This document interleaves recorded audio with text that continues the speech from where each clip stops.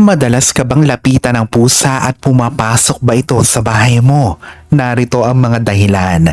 Sa video na ito, aming tinipon ang 16 na dahilan kung bakit itinuturing na swerte ang mga pusa. Hindi lamang sa ating kultura, kundi pati na sa iba't ibang panig ng mundo. Kaya sa ngayon, napapansin mo ba na padami na ng padami lalo na ang mga nagiging panatiko ng pag-aalaga ng mga pusa sa kanilang bahay? Ano ang mga ito? Atin ang alamin. Kung ngayon ka pa lang sa channel na ito, huwag kalimutang i-like at i-share ang video na ito.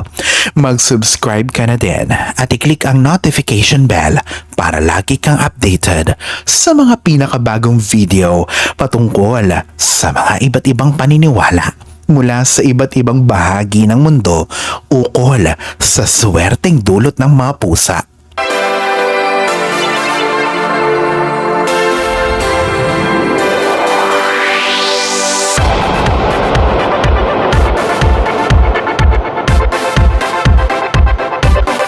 Ang mga paniniwalang ito ukol sa mga pusa ay mula sa mga totoong paniniwala ng mga taga-ibang bansa. Ano ang mga ito?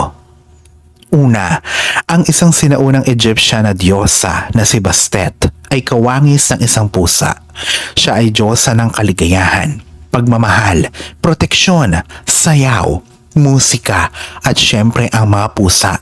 Ang mga pusa ay popular noon sa sinaunang Ehipto at kinokonsidera na mga sagradong hayop. Pangalawa, sa Yorkshire, Britain, kung ikaw ay mag-aalaga ng itim na pusa sa loob ng iyong bahay, ito ay magdadala ng swerte.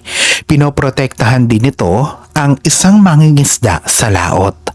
Para sa kanila, ang pagkakita ng itim na pusa ay swerte at ang bumabahing naman na pusa sa isang kasal ay swerte.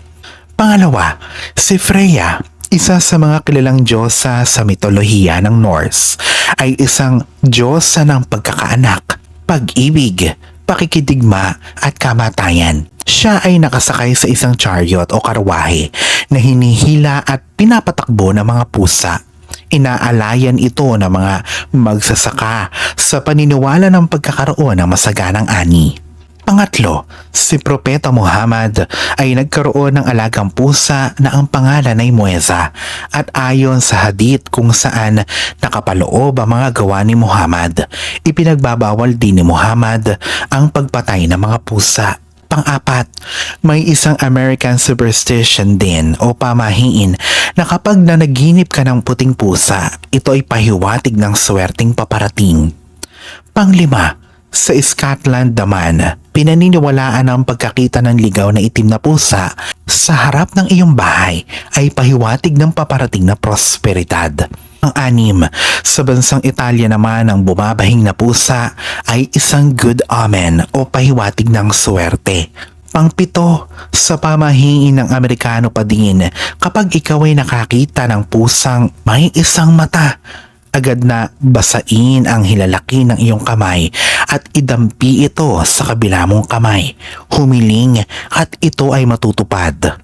Pangwalo, sa mga Tsino naman ang pag-aalaga ng pusa ay nagdudulot ng swerte. Pangsyam, ganoon din sa bansang India, ang pusa ay pinaniniwalaan na may mahika at tagapaghatid ng swerte. Pang-sampu, sa Pilipinas ang kulay kahel o orange na pusa ay nagdadala ng prosperidad. Ang kalikokat o pusang may tatlong kulay ay ganoon din kapag ito ay kusang pumunta o pumasok sa iyong bahay. Ang puting pusa naman ay kapayapaan at kadalisayan ang sinisimbolo. Pang-11, pinaniniwalaan na pinoprotektahan din ito ang kanilang amo mula sa anumang kapahamakan o sakuna. Kapag ang pusa ay binawian ng buhay, ibig sabihin daw ay sinapunan ng pusa ang kapahamakan na sasapitin ng kanyang amo. 12, sila ay pinoprotektahan ka sa mga evil spirits kapag ito ay matutulog sa iyong paanan sa gabi. Pang-13, kapag ito ay lumapit at madalas na ikinukuskos ang katawan niya sa iyong katawan, ito ay pahiwatig ng malaking swerte. Pang-14, kapag lapitin ng pusa ang isang bahay, ibig sabihin ay may mabuting kalooban ang taong nakatira dito. Pang-15, ang pusa ay may kakayanang humigop, sumagap at magpalayas ng evil spirits at negatibong enerhiya. Pang-16, nakikita ng pusa ang ating aura kapag ito ay madalas na nakatitig sa atin. Ito rin ay isang pahiwatig na tayo ay sweswertihin sa buhay o may dadating na magandang kapalaran para sa atin. Alalahanin na sa poong may kapal pa din, nagmumula ang lahat ng pagpapala, ang kasipagan at ang kabutihan sa ating kapwa kasabay ng buo mong pananalig sa may kapal. Ang siya pa rin na dapat ay manaig. Ang mga ito ay mga gabay lamang. This is Fiddle Rosario. Thank you for watching.